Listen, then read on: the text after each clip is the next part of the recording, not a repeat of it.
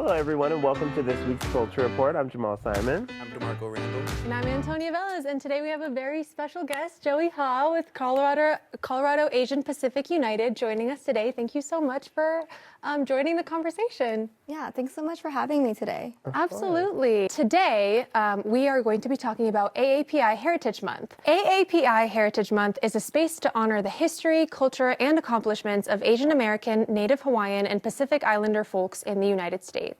So, a little history. A resolution to celebrate an Asian Pacific Heritage Week in May was first introduced in 1977 by U.S. Representatives Frank Horton and Norman Mineta, who was also the first Japanese American to serve in the U.S. cabinet.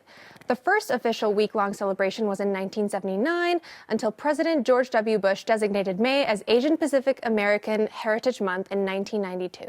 Now, Joey, I think we should celebrate all our communities all of the time, but why is something like AAPI Heritage Month important? It's really important for us to recognize the achievements, accomplishments, and contributions of our community. Our community has been here before the founding of America. The Chinese communities helped build the railroad, and the Native Hawaiian folks are native, indigenous to Hawaii. So our connections to America are really deep, and it's important that we recognize that during this month. So as you shift towards recognizing that history, obviously, AAPI is huge in Colorado, and their history is undeniable.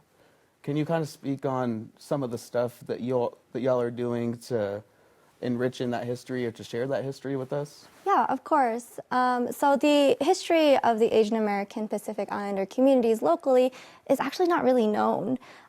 Even within the Asian community, for a very long time, we didn't know that used to be a Chinatown in downtown Denver, really in the heart of Chinatown, the heart of Denver. So from 15th to 17th on Wazee Street, that was where the Chinatown was. And it expanded depending on the decade it was in, and it shrunk depending on the decade it was in. But when you walk through that area today, there is no evidence that there used to be a Chinatown. There's no architecture, there's no long-standing businesses that link back to that time. So our work really started with seeing what other histories do we have here that people don't know about. And so with our work with the Chinatown, we've been able to install 3 historical markers in the area, some murals. We partnered with I Am Denver on a documentary called Reclaiming Denver's Chinatown. And we connected with 2 of the remaining families from the Chinatown era. And just have been really trying to do our best in figuring out what are different ways that we can tell this story so people remember and acknowledge that Denver used to have a Chinatown, very much like in San Francisco, very much like in New York City. What have those conversations been like with these families who might not have had the opportunity to give their voice and, share that history? Yeah, the conversations have been wonderful, and we really are so grateful for them because they have helped us learn so much, and they have really helped us have a good idea of what the Chinatown was like. And I think for them too, I think they are grateful for the opportunity to finally share their stories. I think for a while to them, it felt like no one was really listening. And to finally have folks really pay attention and elevate things that they are saying, I feel like there's a bit of relief, right? A bit of vindication. Oh, definitely. That's really awesome work. Yeah, and something that's talked about a lot in connection with the AAPI community is the model minority myth. Could you explain a little bit about what that is and the impact that has? Yeah, for sure. I could talk about this forever. So I teach sometimes, and I do a whole section on this. But the model minority myth is this idea that Asian Americans are, all of them are wealthy, they're smart, for some reason inherently good at math, which I never was, and docile. And this really became a popular stereotype around the 60s. And you might be saying, oh, well, it's not a bad stereotype. It sounds pretty good. Why wouldn't you want to be considered those ways? But it has a very dark origin, and it does have very negative impacts to our community and external communities or communities that we're in solidarity with. So it really came about as a way for the United States to show that they weren't racist, because at the time, in the 1960s, there was a civil rights movement. And so the United States started using the example of Asian Americans, specifically Japanese Americans, who were unfairly incarcerated, and saying, hey, look, these people we incarcerated. We did a really bad job. We did a really bad thing to them. But look, they're docile, they're quiet, they're doing their own thing. Why can't you? Why can't Black Americans do that as well? It's important to note that at this time, too, it was during the Cold War period. So a lot of times when looking at the discourse going on globally, it was also some of the discourse that America was racist, right? So they wanted to elevate Asian Americans in a way to say, hey, look, Asian Americans are doing well. And at this time, we also see the H-1B visa start. So we did start seeing more migration from Asia, but from folks who are already professionals, so like doctors and engineers. So folks that were coming in were, in some ways, already well accomplished. The reason why it's still a negative thing today is that it is continue to be used the same way to put down other minority groups. And at the end of the day, it's not true. As much as we would like to say, yes, all of us are inherently smart, it's not true. Especially when we're looking at some of the recent migrations of Asian American folks, a lot of who were refugees. They don't come in here with a lot of money. They come in here absolutely with nothing sometimes, right? And that is a difficult struggle to have to build their communities from the ground up. And we also see within the racial categories that the United States has, in the Asian category, there is the highest wealth disparity as compared to any other category. So that's just one example of how it's a myth, and I can go on forever. I know I'm speaking at length. No, we love it. I'm getting into my lecturing phase, but what other questions do y'all have? Anything I can clarify? I mean, I can talk about this all day. I really could, but I just need you to add Mythbuster to your resume. Mythbuster, I like you that. really, Mythbuster, you yeah, really I like ate up that explanation. We really hope to have you back soon. But for people that want to learn more, they want to see more of your projects, where can they go to find out? Where can they visit you guys? Yeah, so we are on Instagram and we are on Facebook and we have a website. Our website is coloradoasianpacificunited.org. And then we also have a community calendar for exciting things that are going on in this month, and not just events hosted by my organization, but a lot of other great Asian American and Pacific Islander organizations. And I believe that y'all have that link, and maybe we can put it on the screen. We definitely will. Thank you so much for coming and chatting with us and sharing all of these events that people can go to celebrate this AAPI Heritage Month. Thank you so much. Thank you. Yeah, thanks for having me. I really appreciate it. Of course. The family of the Black teenager who was shot after ringing the doorbell of the wrong home in Kansas City last year has filed a civil lawsuit. The lawsuit names the shooter and the neighborhood's homeowners association of, quote, careless and negligent conduct. The shooting last April stemmed from a mistake when Ralph Yarl went to the wrong door while trying to pick up his younger siblings. After ringing the doorbell, the teen was shot in the head and arm. The shooter, Andrew Lester, who is white, was arrested and charged nearly a week later after public outcry. The 85-year-old has pleaded not guilty to criminal charges of first-degree assault and criminal action. He is out on bond right now, awaiting his trial in October.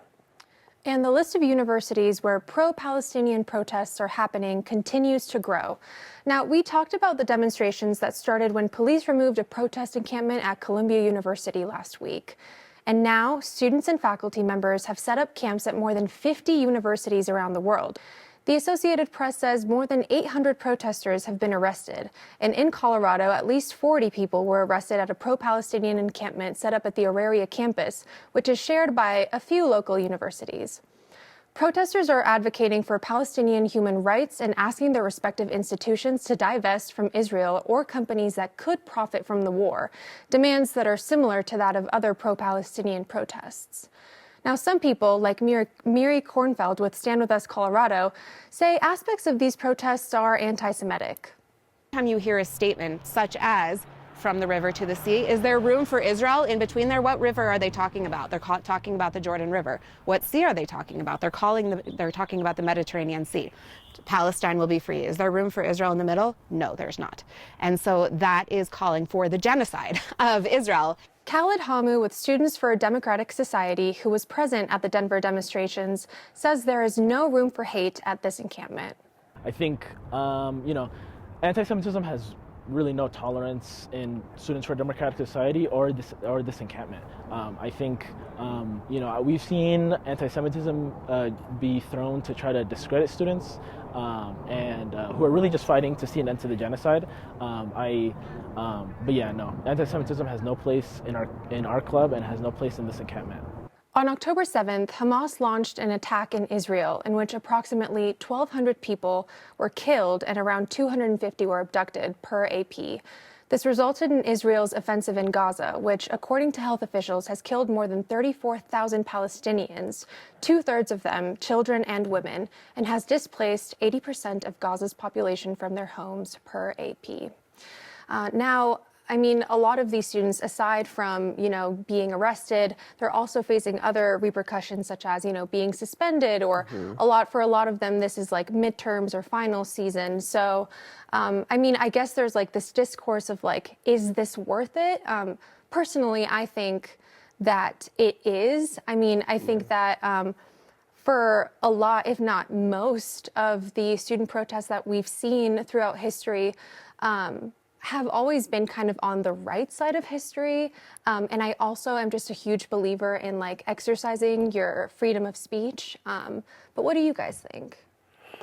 I feel like a lot of the what I'm hearing is like, is this the way to go about it? Like maybe some people are missing their classes. I know we spoke to somebody here in Colorado, a student who was like, well, like we're still studying, but oh well, if I fail my final or whatever, that's fine because, there are people dying there and I'm alive, so I should use my voice now to help, which, go for it. I feel like there is a level of privilege there, but granted, all of us here in America are kind of privileged right now because we're not going through what they're going through over there right now. So I feel like, no one's hurting anybody. Well, for the most part, no one's hurting anybody yet. It's been a peaceful protest so far.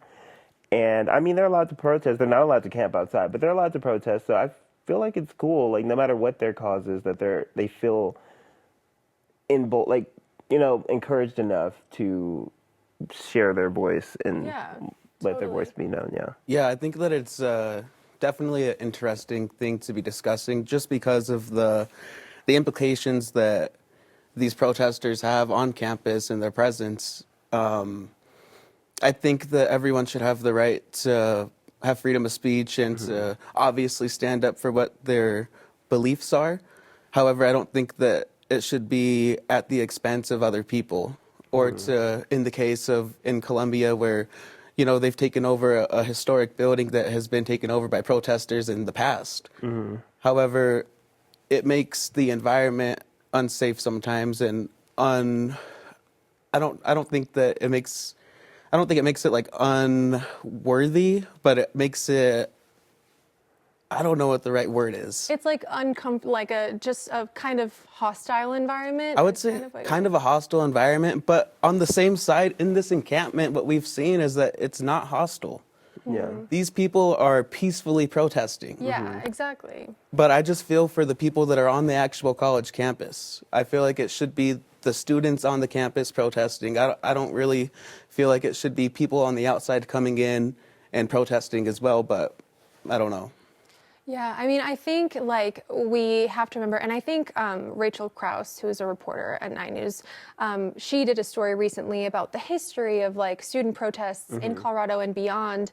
And I think the expert that she spoke to was kind of talking about that we're so quick to kind of just celebrate moments in time in history that are so noteworthy, and we celebrate them without thinking about all of the kind of uncomfortable or challenging things that came before it in order to make it happen.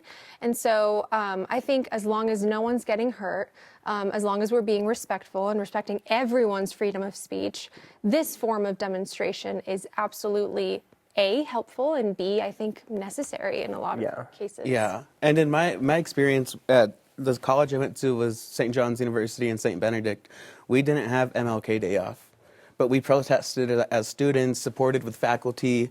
We met, had conversations, and we did meet in places in the university, in the campus. We took over, not really take over, but we occupied a building. Yeah. We occupied this space to allow people to come and talk and to give their perspective to have this day off because it should be a day recognized, you know? And so we really believed that. And so for us to be there and to show support and to have the support from our faculty was huge. Yeah. It empowered us and it made us feel like our voice mattered. Yeah, I feel like anyone protesting right now, I feel like their goal is just to see change, and I feel like what they're doing, I feel like it's working because it's bringing attention to the issue. We're talking about it. It's been national, international news for over a week now. So I know they're just hoping to see change, and I mean, who knows? It might work. It might just work. Yeah. But yeah. Speaking of change, a brand new law in Colorado will bring a big change to how sexual assault cases are handled in court. Lieutenant Governor Diane Primavera signed House Bill 1072 into law. It will prohibit a defendant from using things like how a sexual assault victim dressed or their sexual history as proof of consent. Up until now, it was allowed, which is wild. Supporters hope that it will encourage more survivors to come forward. These changes will take effect July 1st. And 10 years ago in Flint, Michigan, a community made up of mostly people of color and poverty, the state decided to change the water source from the Detroit water system to the Flint River as a cost-cutting attempt to save $5 million. The water wasn't treated properly, so it became contaminated with lead, leading to undrinkable water and damaged pipes. Since then, a lawsuit was settled with the state in 2021 for over $600 million. Residents have still yet to receive any of that money due to delays. Since the human crisis came to light, almost 30,000 homes and businesses have had their water service lines investigated and replaced. However, there are still dozens of places that the state has yet to contact. Many residents in Flint are still cautious of the city's water supply as pipe replacement and trust in community leaders remains an issue. To another issue, Super Bowl champ Shannon Sharpe's podcast Club Shay Shay is making headlines once more, but it was who was sitting across from him that caused the controversy. It wasn't who was sitting across from him that was causing the controversy. It was him, child. So his latest guest was actress and producer Amanda Seales, who hasn't necessarily been in the good graces of the black community for a while now, but people stood behind her after Sharpe blatantly dismissed and combated her life experiences throughout the 3-hour-long interview. Take a look. I recently was diagnosed as someone who has autism spectrum disorder, which is very difficult to identify in black women because of racism. Just because you see things differently, it doesn't mean that you're on the spectrum or you... This isn't related to simply how I see things. This is related to how my brain functions. Yes. But just because your brain functions differently from, say, mine. Yes. So you feel just because your brain functions differently that's what caused it, or there's a clinical diagnosis that There are clinical diagnoses. For you? Yes, there are clinical diagnoses for autism, yes. So when I was at Disney, and I was in the situation at Disney, I was there as the only black girl. Okay. And so I was called an N-word right there while I was there. And I was also bullied while I was there because I was told that you're only here because you're black. Does that suffice as racist to you, or would you want to call it something else? Is that just kids being mean? The kids. So let me ask you a question. As a child, you never said anything derogatory? You was just this model citizen as a child? Oh, child. Jesus, take the wheel. All right. So after the interview aired, she took to social media to thank everyone for their understanding and support, because people did rally behind her, because that was kind of a hard watch. I definitely watched. I don't know how Shannon Sharpe is getting me to watch 3-hour-long podcast episodes. That was 3 hours long? It was 3 hours and 10 minutes, I believe. But, oh, my goodness. Okay, as an avid Shay Shay Club watcher, you know, I was really, really shocked to see that. It honestly, it kind of rubbed me the wrong way, because you're inviting somebody onto your show, but you're going to dismiss their lived experience and kind of like dismiss what they're telling you. And not believe them, like, but I mean, at least he wasn't doing it behind her back. I mean, true, but like, people come on that show, you invite people on the show. He historically invites people on the show to talk about, you know, their life, open up about their childhood, past traumas, and things like that. So I'm like, she trusted you to have this safe space, just like he's done for everyone else. Exactly. Because we know Cat Williams was on there, Mike Epps, Moni, everybody was on there, and we never saw pushback like that. Well, the thing is, the things that she was talking about weren't like they're not easy topics to discuss, especially when it's like personal. Like, And they're not easy to digest either. Exactly. So the fact that, you know, she was like, oh, I'm going to take this as a safe space and discuss these things, only to be kind of combated by someone who did not have those same experiences. Also, it just seemed like mansplaining like 3000. Like it was like to the next level. You're telling me about how my brain works? Yeah. That's so crazy. Well, and it's crazy because that's not his brain. Yeah. You know, it's like, it's not, it's, I do feel like there was a lack of education there. I feel like it was coming from. I don't know if he was. It didn't sound like he was asking out of curiosity. It sounded like he was trying to like change her perspective or change her mind about something. But I really want to talk about why it's so important to be so dismissive of people's lived experiences, because I feel like once he does it on his platform, it makes it so much easier for other people to watch it and be like, exactly, I agree with him. Like we're on the same plane, so they can start dismissing other people's experiences. Yes. And I'm guilty of it. I, in the past, have dismissed, like, my best friend at the time. We were in college, and we were at my other friend, like, my coworker's apartment or something. Yeah. And she had a bunch of friends over. Most of them were white. My friend was, like, a dark-skinned black man. And he was like, I felt like one of the girls there was like, I don't know. She was like, he's like, I've encountered this in my life. And like the way she was looking at me and the way she was acting around me, I felt like she may have been a little racist, or maybe she was scared of me or something.